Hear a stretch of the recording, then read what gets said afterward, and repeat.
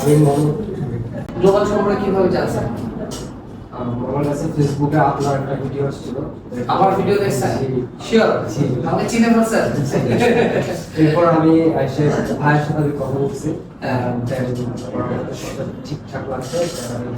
কি দেখে ভর্তি হলেন? গ্লোবালে কেন ভর্তি হয়েছেন? আপনার এক্সপিরিয়েন্সটা শুনুন।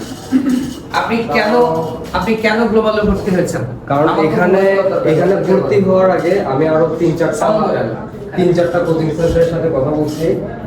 বাট তাদের সাথে কথা বলার মধ্যে আর এখানে যে যখন ভাইয়ের সাথে কথা বলছি তার কথা মানে একটু ভিন্ন লাগছে আর বিশ্বস্ত মনে হয়েছে। তো দ্যাটস ওয়াই আমি। কি ভিন্ন লাগছে? গ্লোবালের কি ভিন্ন? এরকম অনেক প্রতিষ্ঠান আছে।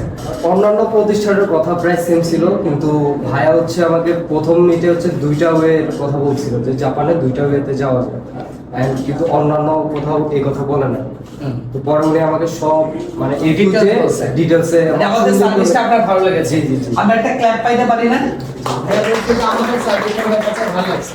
সো ডেফিনেটলি আমরা ভালো জিনিসগুলোকে আরো ভালো করার চেষ্টা করব, খারাপ জিনিসগুলোকে আমরা অ্যাভয়েড করব, বাদ দিব, বর্জন করব, যাতে আপনারা আরো বেটার সাথে। সো আপনি কি হ্যাপি? কয়টা ক্লাস করছেন জাপানে? আমি আপাতত 12টা।